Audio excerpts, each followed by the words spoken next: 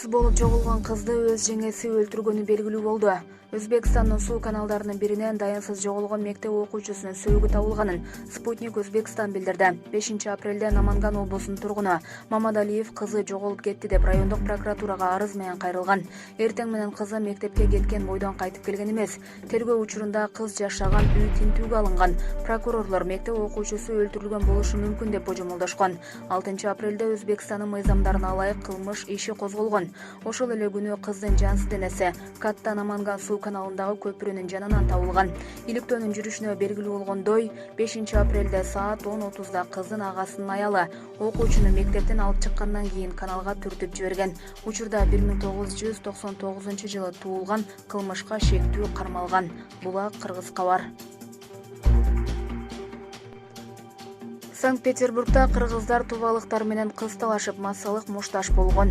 Дүйшөмбү 12-апрель күнү Россиянын тагыраагы Санкт-Петербург шаарынын борбордук бөлүгүндө кыргызстандык мигранттар менен Россиянын Сува субъектисинин жашоочулары ортосунда массалык мушташ болгон. Бул тууралуу жергиликтүү маалымат булактары жазып чыкты.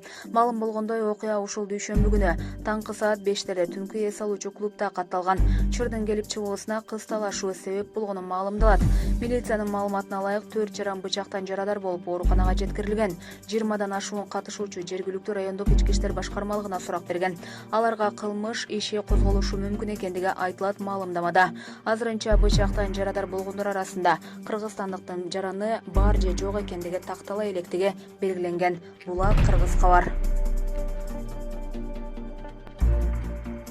Сыймык Жапыкеев Ысык көлдү башкаруу ниетиндеби? Өзү эмне дейт?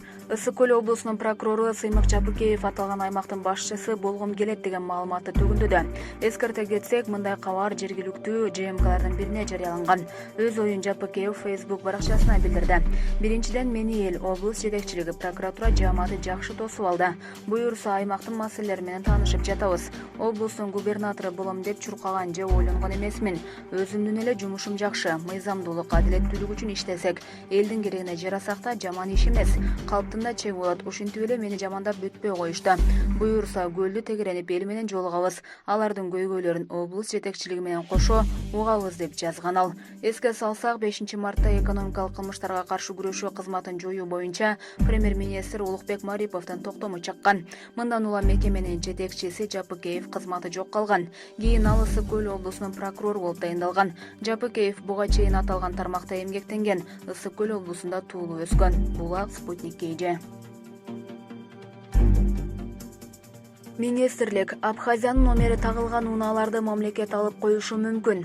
Абхазиянын номери тагылган унаалар Бажы көзөмөл аймагындагы убактылуу сактоочу кампага киргизилет. Бул тууралуу экономика жана финансы министрлигинен кабарлашты.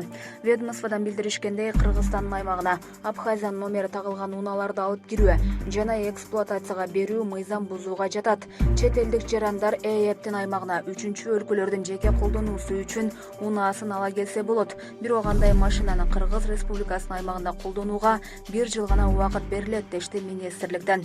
Киргизилген унааларда ЭЭПтин аймагында 3 тараптарга сатууга жол берилбейт. Декларант анын атына жазылган унааны өзү гана айташы керек. Булак Спутник KG.